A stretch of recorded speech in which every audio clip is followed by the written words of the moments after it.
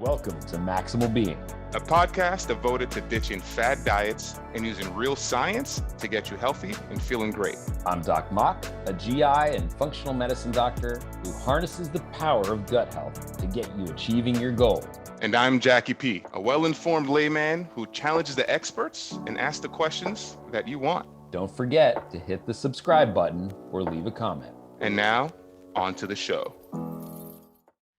Hello, Maximal Beings. This is your favorite layman, Jacky P, and it is I here with the world-renowned, large calf-muscled Doc Mok.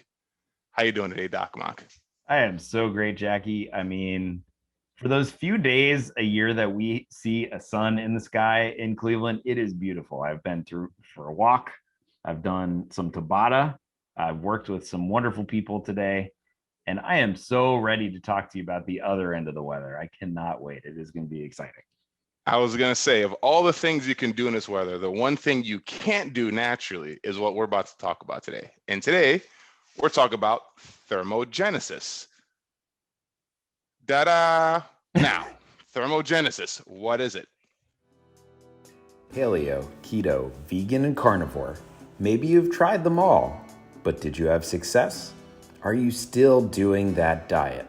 Turns out there's not just one diet right for one particular person. By understanding how your body works and the relationship behind your body's workings and these diets, you can then approach the perfect plan for you.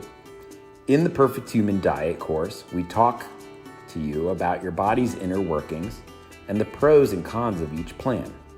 We discuss how our ancestors ate and have eaten, and lay a framework to tailoring a plan that is perfect for you.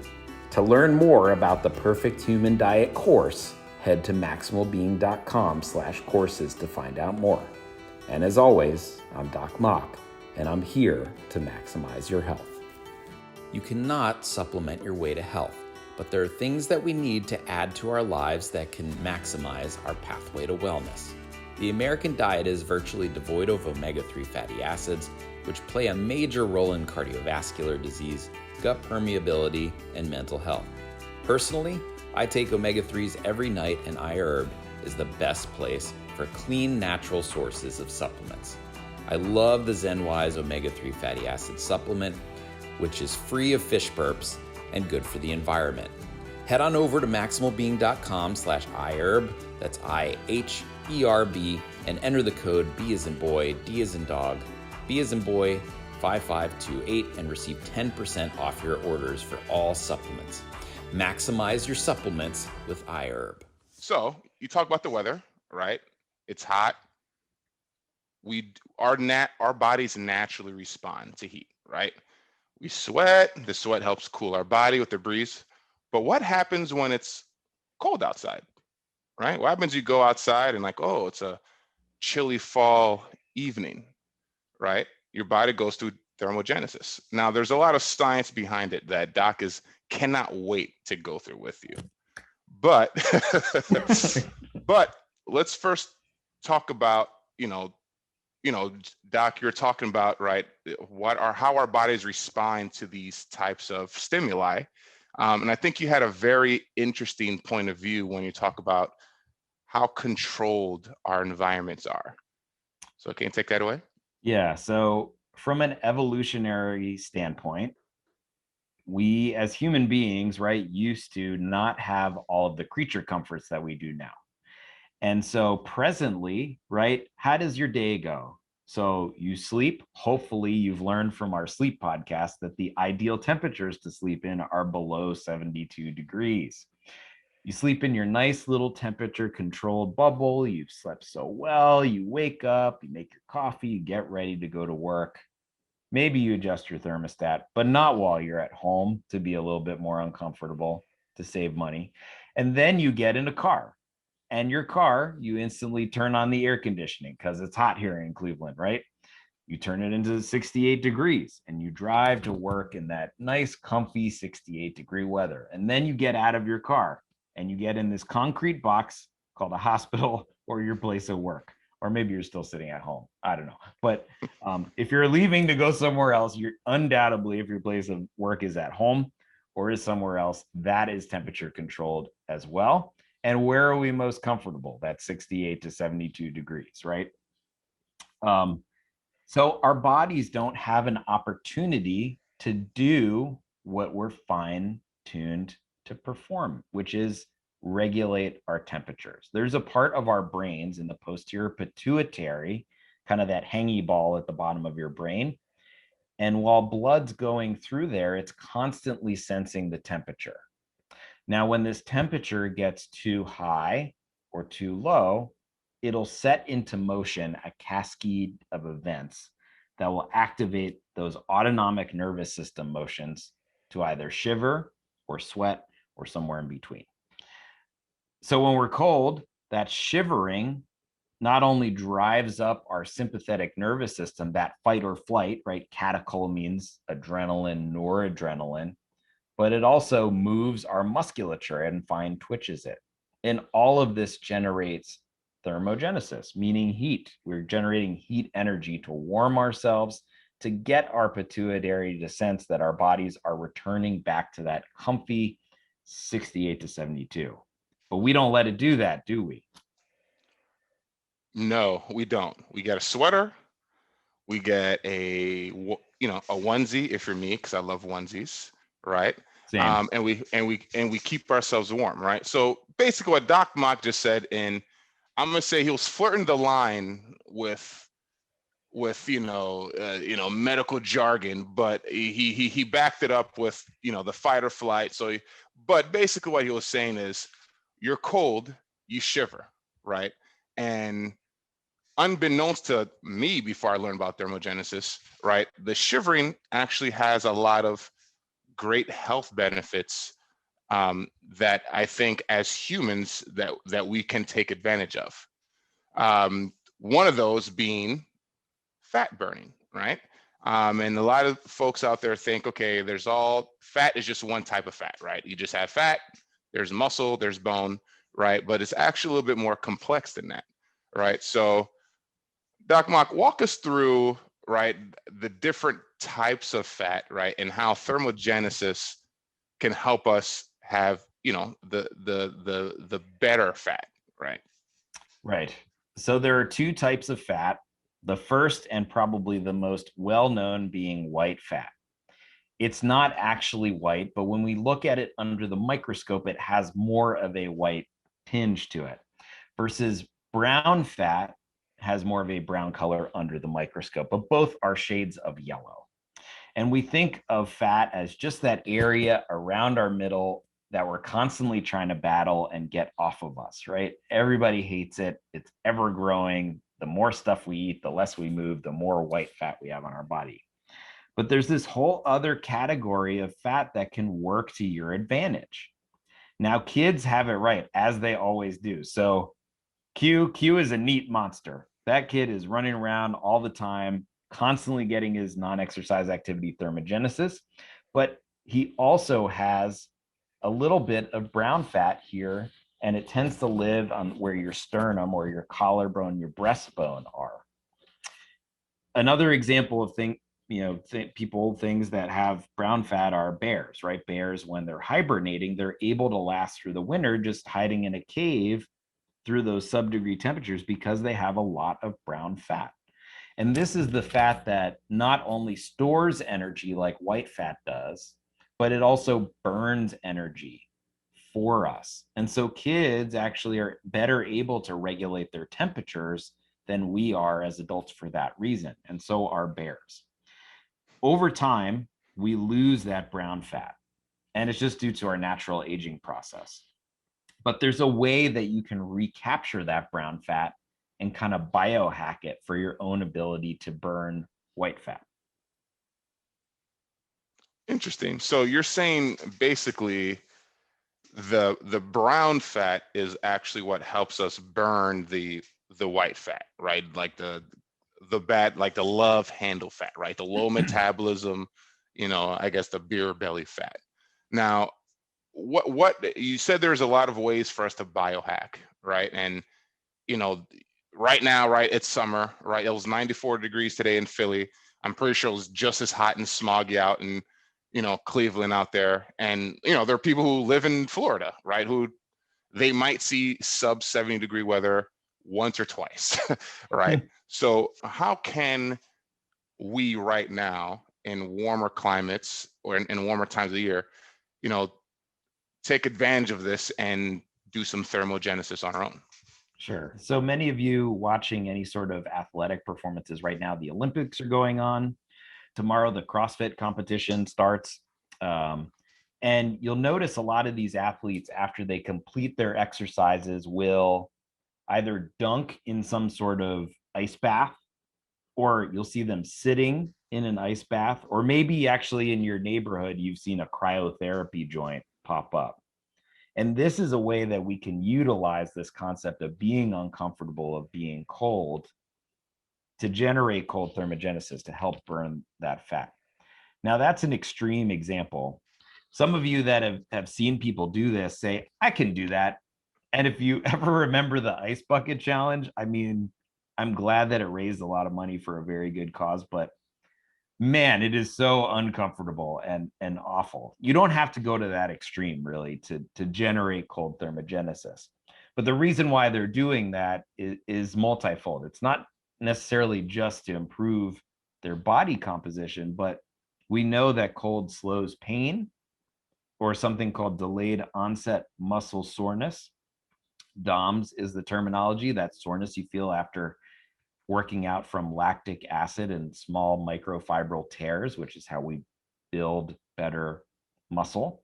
And it also helps these athletes who have to perform again in the afternoon after, doing these crazy feats of strength in the morning, to be able to do that physically versus, maybe not Jacky P, but myself, after I'm done training, I'm done. I want to eat dinner and I want to be done with exercise for the day. So that's what it helps for those people. And the evidence that we have pulled thus far, most of which was from 2014, did suggest that yes, it does improve recovery from exercise. And in some circumstances, to the fault of slight decreases in performance. But again, if you're just trying to get from one event in the morning to another Olympic event in the afternoon, you just have to go for whatever can help you to get through that second event and get gold. Okay, so you're an Olympic athlete, right? You go and you, like, let's say you go and you're doing the shot put, right? And you throw that and you do well and you get your medals, and then you do your thermogenesis, right? You cool down, you get an ice bath. Well, as good as this is, right? Is there any limitations, right? There's not always all good, right? So if I'm working out every day and maybe I don't have an ice bath at home, but I take like a nice 10-minute cold shower, right? And just kind of keep the soreness down. Is there anything from that application that, someone should be concerned about? Are there any, I guess, side effects? Yeah, I mean, there are two studies that we evaluated when we were preparing for today, and one was from 2015 from Honenberger, and they actually found that it delays some degree of collagen resynthesis, and tendon and ligaments are made of collagen, and so therefore, in this group, they found less healing from those sorts of injuries during training.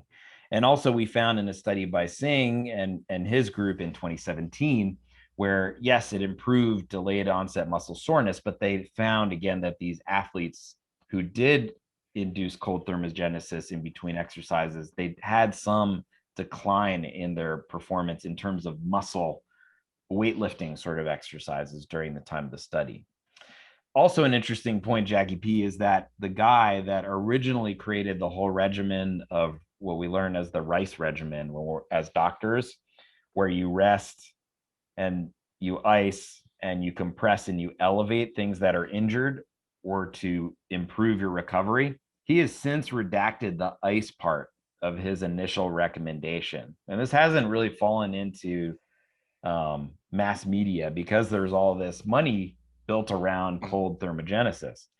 And so the reason why he did this, again, is for these reasons, right? It's actually, again, if you're just trying to get that second gold in the afternoon, do it. It works. But if you're somebody that's a weekend warrior and you just want to be healthier, you just want to look a certain way, you're actually hurting yourself if you ice or take anti-inflammatory drugs in the long run. So I think that those are some of the side effects of this. So with all great things, right? I guess it becomes balance, right? We're not pitching shutouts in the major leagues, right? So, you know, thermogenesis is great, fantastic, but it's something that, you know, from what you're saying, Doc Mok, is something you shouldn't be doing every day, right? Unless you're LeBron James and, you know, you're a crazy athlete who needs to, at this point, you know, keep your body in the best shape as possible. Now, there were other benefits, right? So the cool benefits, right, for people who work out, want to be healthy, right? We're taking that white fat and turning it to brown fat, right? But there are also other benefits internally that maybe we may not feel or know about. So, you know, can you maybe walk through what those benefits would be as well? Yeah, I think for the most people, we're going to see the benefits in terms of improving body composition, improving our immune systems, decreasing global inflammation, which makes us feel puffy and unwell and can cause leaking in the gut, and then looking good in the mirror, right? And it doesn't have to be as extreme as jumping in an ice bath every time after your workout. You can just dial that AC down to 65 degrees. That's right, only 65 degrees or lower, and you're good. Or like Jacky P and I were doing when it was transitioning temperatures, or even when during the winter, we were both going outside, you know, going for a little walk without jackets on, or exercising. Jacky P was exercising in the cold without a Yeah, jacket. I'm pretty intense. So I mean, that's what I that do. is maximal being sort of Yeah. behavior. And it's just that little increment in improvement in your temperature regulation that triggers all of these benefits. And am I allowed to nerd out even more than I already have, Jacky P, or have I already used enough of my pocket protecting? The floor's yours, but Okay. You are on a warning. So okay, all right. So within your fat, in particular, the mitochondria, the powerhouse of your cell, you have these molecules called uncoupling proteins and RNA binding protein. These uncoupling proteins, UCPs, there are 3 different types. Type 1 helps us to shift fat outside of our vasculature, which if you listen back to our podcast, it's a 2-part with Encore Kalra, who's a cardiologist. We talk a lot about the way that lipids shuttle in and out, as well as Dr. Hattie Leisha, also a cardiologist. So you can learn more about that there. Uncoupling protein 2 helps us with insulin sensitivity. And so many of you are super smart out there, and you know that insulin, right, is what controls glucose signaling in and out of the cell. Definitely a role in getting fat, and absolutely related to diabetes, which can cause significant damage to our organs. And then finally, uncoupling protein 3 is the one that helps us better burn fat through a process called beta oxidation, which is extremely energy efficient, located within the mitochondria. We generate these energy molecules called ATP. And so it's really these uncoupling proteins that are activated by temperatures as high as 65 degrees that turn on, help us with insulin sensitivity, and also help us to burn fat, and also help us to get our vasculature more healthy. And All human right. studies show that. Doc Mok. So I have to throw one flag, just because some folks may not have listened to that podcast. And if they haven't, they should go back and listen. Shameless plug 1. 2, let's talk a little bit about that vasculature, right? Because I think I can understand the glucose and insulin, right? And then also the third one, right, which helps burn fat better, right? But what I guess for the layman's folk out there, what do you mean by the vasculature in that uncoupling protein? When we get our cholesterol numbers done, there are different components to it, right? There is large LDL, or low density particles, which is broken down into different sizes. So very small, small. And those are believed to be kind of the quote unquote bad cholesterol numbers, right? Having a high number, bad. Then there's high density lipoproteins, HDL, which is good cholesterol. We want more of that. And with exercise, with eating good fats, with omega-3 fatty acids. Boom. Yeah. We need an alarm or something. Anytime we bring up like cheesy morning radio, like, omega, yeah. Oh okay. my, omega-3. Yeah. But yeah, so with those, you can drive up HDL. LDL particles globally bring cholesterol. That's not just bad in and of itself, right? You need cholesterol to lubricate your joints and to also make your sex hormones, right? But when that cholesterol is shifted via LDL from your fat into your circulation, it creates an inflammatory reaction, brings these other cells to it. That area of inflammation infarcts and has a plug. And that's how you get hardening of the arteries and plaques in your arteries. And then blood can't get to your organs, and those organs infarct. That's what a heart attack is. And HDL does the reverse. It brings stuff away from the vasculature to places that it would be helpful for, like controlling your hormones, etc. Does that answer your question? I'll be honest with you, it doesn't. No. He said what does vasculature mean when he said? Yeah. So vasculature are the main pipes that bring blood to, which is an artery, and away from, which is a vein, organs. The arteries get smaller into arterioles. They meet the veins in tissues in an area called a capillary bed, which is kind of where they cross over. And that's where you deliver oxygen to tissues and waste products, carbon dioxide, away from tissues through the vasculature of the veins, away from arteries too. Aha, that makes sense. Yes. And also, you said mitochondria, the powerhouse of the cell. And if anyone does not know that, shame on you, because that's the only scientific fact that has survived the test of time. You ask anyone with any scientific background, they know that. So I just wanted to put that in there. So I would say that people, if they don't know it, they slept through their high school biology class. But Dave Botwin is a friend of mine. If you're listening out there, Dave, shout out to you. But this man would sleep his entire class, and anytime they would call him, he'd pop his head up, answer the question correctly, put his head back down. So even sleeping through, you know what the mitochondria is. Yeah, exactly. Yeah. So, I mean, so there you have it, right? So, thermogenesis, right? We think Dolph Lundgren training in the mountain in the snow, right? And being, hardcore, but it's really just as low as 65 degrees, right? Or below 65 degrees. So, you don't have to have an ice bath at home. You don't have to buy yourself a cryo freezer or whatever it's called, right? Take a colder shower, right? Keep the AC down. If you're cheap like me, you're not going to do that because my AC stays high because I don't want to run it. But, right, when it's cold out in the morning, right, walking the dog, you're out for a walk, have one less layer, right? You don't really have to physically be shivering to get these benefits. You just have to be uncomfortable. Sometimes being comfortable too long, messes you up long term. So be uncomfortable a little bit, right? Same thing with working out, right? Working out isn't fun. It doesn't feel, it feels great for some people, but you're definitely uncomfortable if you're doing something correctly, right? Because you're putting the work in. So besides limiting your gains if you're doing it too much, right? What other things would you say folks should, one, be aware of or just kind of look out for when it comes to thermogenesis?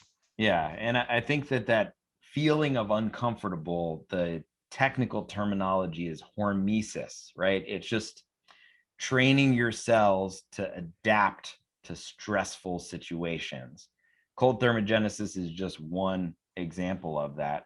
Being in extreme heats, which I feel like is a podcast unto itself, is another example. Being exposed to vegetables that have antioxidants is another example. And exercise is probably the best example of hormesis, right? You're training your cells to be in a state of stress the next time you do that activity. But what are the other benefits? So I think probably the best benefit is that of training your immune system. And it does this in two ways. You know, obviously we think about preventing infection with our present health situation. And it does this. Actually, we evaluated a few studies in which, you know, they found in humans that a lot of their immune responsiveness to vaccination, as well as immune responsiveness to infectious environments, improved when they were exposed to temperatures, again, as high as 65 degrees over a period of time. And also another way that it helps with your immune system is by down regulating inflammation, right? I feel like we demonize inflammation a little bit, Jacky P. We kind of say it's like just a bad guy, right? Yeah. Because it makes Yeah. us feel puffy and fat. Yeah. And gross. I don't know. Yeah. If I ever want to feel puffy, it's because like I want to be rich, like Puff Daddy. Like I don't want to feel puffy. You know, like I don't want to, like sometimes you know, like you just feel, you know. So yeah, like I mean, I won't say we're the only ones. I think no one likes to feel puffy, right? Like that's no one wants to feel bloated, right? I think that's and fair. Is he even called Puff Daddy anymore? Is it like it's P Diddy or like P Lion? P Love, something Love. I don't know. Like he, you know, but everyone knows P Diddy. I think Puffy. I mean, I don't know. But we need inflammation, right? Inflammation is how we heal from stuff. So you cut your finger, you're gonna have right, that area gets red and swollen when it's healing up, and that's how you get better blood flow to the area. You get platelets to the area. You get clotting factors to the area so that you can heal that cut with a scar or without a scar. So inflammation isn't all bad, but when you have inflammation in states where it's not advantageous, like you've just eaten a giant bucket of processed food, you're dumping inflammation into your gut, that will make you feel like garbage, right? Garbage in, garbage out.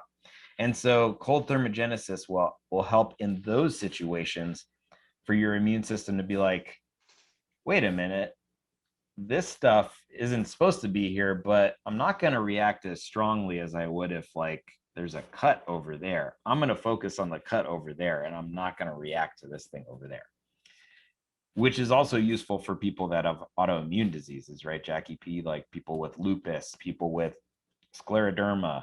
These people have inflammatory reactions to their own bodies, right? We've talked about inflammatory bowel disease on this podcast with Dr. Susan Case. And that's an inflammation that to your own intestinal tract or colon. And so this helps to down regulate the effects of that inflammation in people's bodies and better train your immune system to attack the right stuff and not the wrong stuff. That's good to know. You know, I think thinking about thermogenesis, I also like to make a point, especially since I'm not the expert, but thermogenesis also should be working with other factors, right? If you're not eating well, if you know you're not exercising as much as you should, right? You can't just go outside and stand in the cold and drop 10 pounds for, super sexy summer 2022, right? So there's still definitely work that needs to be done, right? You need to make yourself uncomfortable enough. But thermogenesis is one of those things that you layer in to what you're doing now to pursue your health, and that can help you get that much closer to your goal. How did I do, Doc Mok? Was that a good summary? I loved it. It was beautiful. That's good. You're like a poet. I gotta write. Wow, that. thanks. I didn't practice that or anything. I just kind of felt it and went for it. And that's why yeah. All right. Well, we are going to take a quick break, and we will be back very shortly after these messages. What's going on, Maximal Beings? It's Doc Mok here. Many of you are returning to the gym now, but some are not going back. Regardless of what you plan, Rogue has got the right gear to fit your needs. I personally own a barbell set and love it. The Black Ops shorts are sweat resistant and flexible for getting deep in your squats. Head on over to maximalbeing.com/rogue for our referral link. Order 3 items and they ship for free. And as usual, it's Doc Mok, and I'm here to maximize your pathway to wellness. If you're stuck at home and cannot make it to the grocery store, delivery may be the best way to stay clean and healthy. Instacart is the national leader in the direct-to-home delivery service. With numerous major chains and food from smaller stores, you can get those local veggies sent directly to your doorstep. Head on over to maximalbeing.com/Instacart and maximize your nutrition today. And we're back. Hello, everyone. I hope you missed us as much as we missed you. We are here. It is Jacky P, and of course, Cleveland, Ohio's finest, Doc Mok. And we were just talking about thermogenesis and the benefits. I mean, if you're here, you obviously listened to before the break. No one fast forwards. But I wanted to actually, Doc, I think this would be a very good opportunity. I want to ask you the questions we usually ask our guests, because you're on this podcast every episode, and I don't know what your favorite exercise is. So let's go for it. So, Doc Mok, first question: what is your favorite exercise? My favorite exercise is the deadlift. The reason being is that love posterior chain exercises, and it basically works your entire posterior chain, start to finish, your grip strength, your arms, basically everything except for your chest, right? You can also, I don't know if anybody's done this, track your heart rate during deadlifts, and it really jacks your heart rate up. So from a cardiovascular standpoint, with minimal damage to your joints, you can really accelerate cardio adaptive changes. So I think it's just all in one, rolled into a nice, neat package. Posterior chain. All of the muscles basically on the back part of your body. So Gotcha. Traps, yeah, right. Lats, hamstrings, glutes, calves. Oh, we have a breakthrough in the mystery. Oh, that's where the calf muscles come from. I need to start doing more. I do deadlifts a little bit. I feel like I'm too tall. Speaking of which, is it true that you can be too tall to do certain exercises, or is it, you know? I would have to see your form, but there are definitely people that have differences between the length of their arms and the length of their femur bones, their leg bones. Mm-hmm. And that can definitely make certain exercises very awkward. And in those circumstances, if you use a little platform to elevate the deadlift, that will give you some mechanical advantage. That's what I do. It could also just be because of my poor form. I don't know. I'm gonna have you check out my form, Doc. Yeah, send me a video. Okay. This should be good too, because especially you're a GI doctor, so hopefully you've heard some interesting things. What is the craziest diet you've been on or tried or heard of because of the people you come across in your GI world? Yes. I had somebody recently tell me they were on a diet, and the diet composed of a hot dog at every meal, because they had read something that told them this. And instead of the hot dog for dinner, you swab it for an Ilio's only pizza. Don't know. We quickly fixed that. Someone actually came in and said that was like their diet. The hot dog diet. Yep, the hot dog diet. Now, I'm not upset at the diet because I love hot dogs, but I know hot dogs are basically garbage bags that I'm putting to my body. So I wouldn't come to a doctor and say, yeah, don't worry, I've got the nutrition part taken care of. Okay, doc. I just need you to tell me why my cholesterol's 1,000. I really wish those of you that are only listening could see the look on Jacky's face when I just told him that. I mean, it was like the jaw dropping in the mask. A hot dog. I've read and seen a lot of different diets. Yeah. Taco Bell diet, this diet, that, like, you know, and they're usually in jest. There's some form of like, we're being wacky, right? Yeah. But if to someone coming to you and say, yes, Doc Mok, don't worry about the health part. I got this diet, is working. Hot dogs for every meal. And an Ilio's pizza. And an Ilio's pizza. I read it on the internet. Yeah, it was a Which means it's true. keto carnivore person blog that they found this thing on somehow. So check your sources is the lesson learned.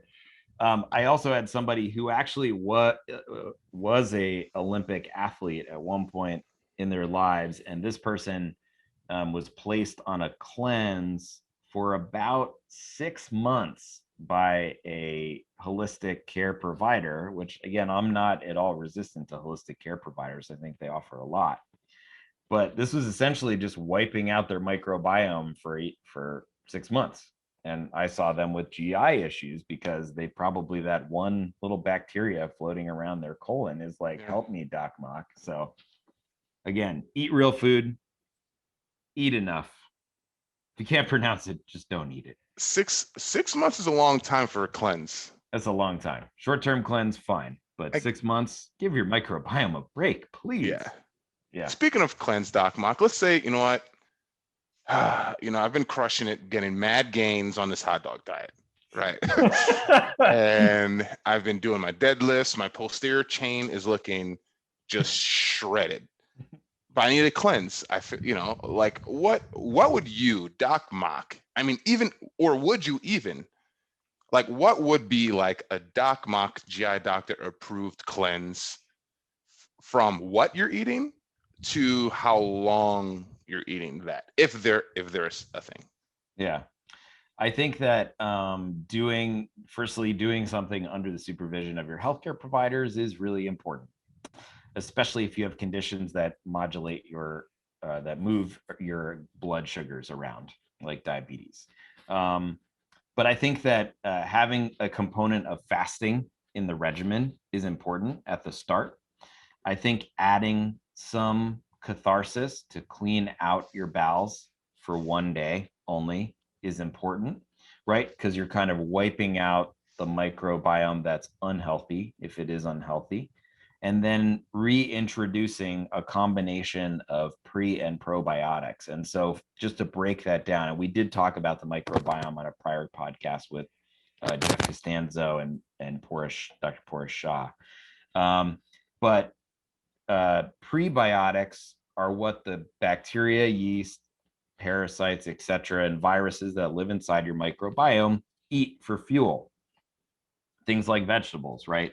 Short chain fatty acids. And if you introduce these things after getting a clean start, hitting the reset button, you're going to build a microbiome that is exceptionally happy. And if you want to learn more about the microbiome, you just reach out to Maximal Being and we'll hook you up with a gut health plan. So if you want to learn more. Silky. That was a silky smooth transition. Well done. All right. And I think I might know the answer to this question, because I believe it's been brought up before. But your favorite health book and why? Oh, man. There have been a lot. But I think from the eating standpoint, I think that the plant paradox definitely comes to the forefront. And it's written by a cardiothoracic surgeon, Dr. Gundry, who left his cardiothoracic practice to learn more about functional medicine, and just has such amazing perspective on the impact of gut health on the rest of your health as a human being. And in particular, things like legumes, and how being plant-based is not as safe as you think it may be.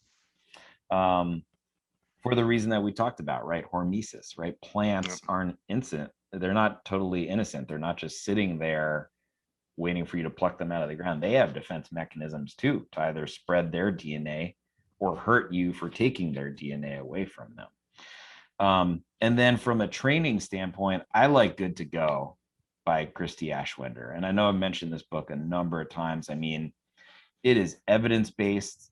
I mean, she's an Olympic athlete, PhD, She breaks down the evidence in such an approachable and scientific manner about recovery strategies. I just love it. And I can listen to it and I can read it over and over again. It's a must read.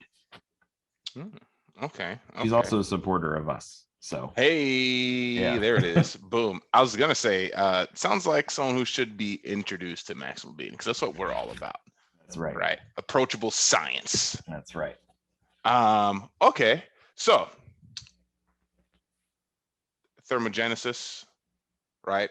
Make yourself uncomfortable a little bit. You don't need frostbite. You don't have to do it every day, right?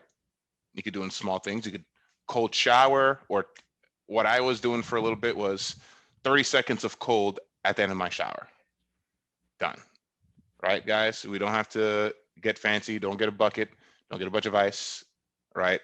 Get the white fat cells to the brown cells, fat cells, so you can, what is it? The what was the word I threw a flag on you for it? Uncoupling proteins? No, the vasculature.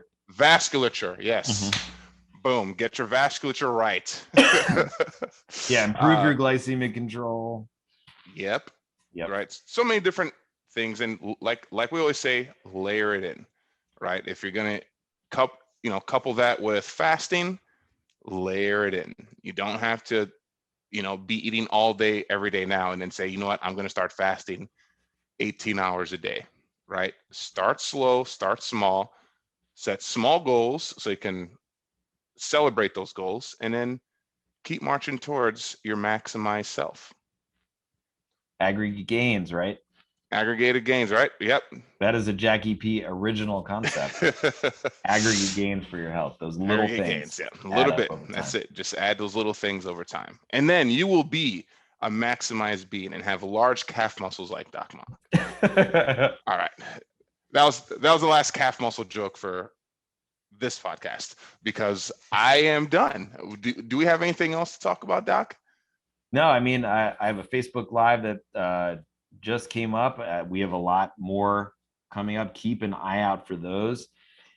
We have a podcast coming out on the perfect human diet, and we have a course that outlines that. This is actually based upon a lecture that I gave at Case Western University, talking about the concept of human evolution, of our own biochemistry, and how we can approach individualized diet plans to generate the perfect human diet. So if you want to learn more, head over to maximalbeing.com, or you can send us an email at team@maximalbeing.com, and we'd be happy to help you out or answer your questions. Well, ladies and gentlemen, it's been a pleasure. Thank you for listening in. Doc Mok, it's always a pleasure. And I'm actually very happy to have some one-on-one time with you. I always have to share you with a guest and stuff. It's nice to just throw questions at you and just listen to you geek out a little bit about the science. So I am so good at geeking out. And I definitely miss talking to just you, Jacky P. I learn a lot from you too. You are too sweet. All right. Well, once again, this is Maximal Being. Thank you for listening in. And we're here to help you maximize your health. What's going on, Maximal Beings? Doc Mok here. If you haven't done so already, leave us a comment and hit the subscribe button. Let your friends and family know. That way we can get the word out and continue to bash the bro science.